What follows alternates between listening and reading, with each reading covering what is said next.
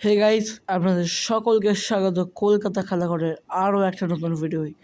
আজকের আমরা কথা বলবো মোহনবাগান ভার্সেস জামশেদপুর ম্যাচের প্রথম একাদশে কারা কারা সুযোগ পাচ্ছে মোহনবাগানের হয়ে। তো চলুন ভিডিওটা আর দেরি না করে শুরু করা যাক। তো প্রথমেই কথা বলবো জামশেদপুর এফসিকে নিয়ে। জামশেদপুর কিন্তু তাদের গোলকিপার ভালো, ডিফেন্স ভালো, অ্যাটাকও ভালো। তাদের টিমে যদি উল্লেখযোগ্য কিছু প্লেয়ারের নাম নিই, তাদের মধ্যে কিন্তু অবভিয়াসলি আছে মাদি থালাল, মেসি বাউলি, এক্সিস বেঙ্গল দুজনেই, এবং সঙ্গে আমাদের ঘরের ছেলে বলা যায় প্রণয় হালদার। এরকম কিছু ইম্পর্টেন্ট প্লেয়ার কিন্তু জামশেদপুরে আছে। এবং জামশেদপুর এমন একটা টিম, প্রতি বছর কিন্তু তারা ভালো দল করে, এবছর কিন্তু তারা ভালো দল করেছে। এবং এই মুহূর্তে 3 নম্বরে রয়েছে জামশেদপুর। তার জন্য বলা যায় ইম্পর্টেন্ট এটা ম্যাচ মোহনবাগান জামশেদপুর দু দলের জন্যে।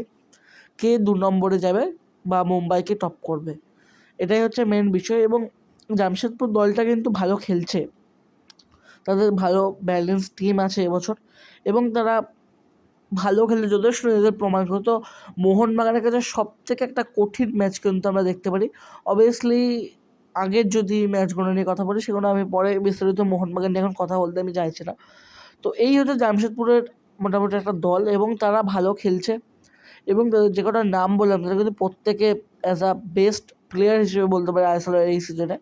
এবং মোহনবাগানকে যে কোনো প্রকারে তারা আটকাতে কিন্তু এই ম্যাচে চায়। তো এইটুকুনি আমি বলবো জামশেদপুরের ব্যাপারে। এবার চলে আসা যাক মোহনবাগানের বিষয়ে কথা বলতে। তো মোহনবাগানের লাস্ট দুটো ম্যাচ, প্রথম ম্যাচটা কিন্তু যেটা ব্যাঙ্গালোরের সঙ্গে ড্র হয়েছে, এবং লাস্ট ম্যাচটা আমরা মুম্বাইয়ের কাছে হেরেছি। সবথেকে লজ্জাজনক এই মুহূর্তে বিষয়। মোহনবাগানে যদি বলি, ডিফেন্স মোহনবাগানে ভালো, গোলকিপার যথেষ্ট ভালো।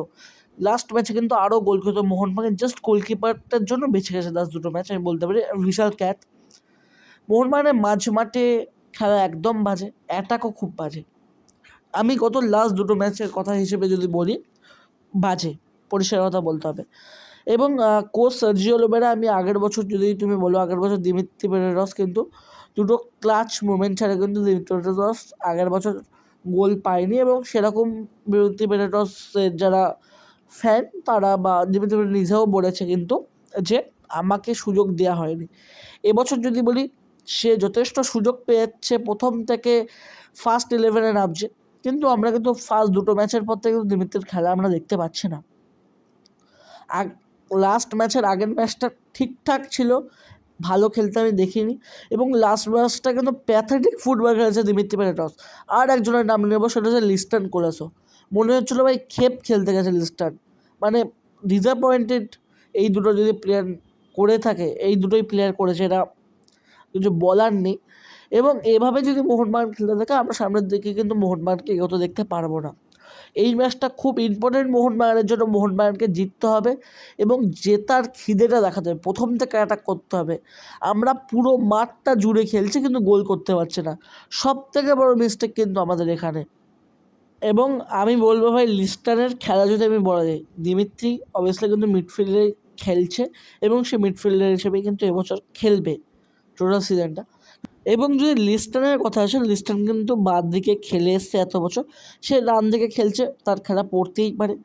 আমি এই ম্যাচটায় সার্জিও লোবেরা আর যদি কোনো আমরা কায়দা না করি, ডান দিকে কিন্তু ভাই মানবীরকে খেলাও, এবং বাঁ দিকে ভাই লিস্টনকে জরুরি।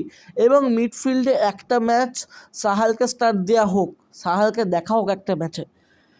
এবং সেকেন্ড হাফে অবভিয়াসলি দিমিত্রি পেরেরাস নামুক, সে নেবে, গোলও করতে পারে, অ্যাটাক করতে পারে, সব ভালো।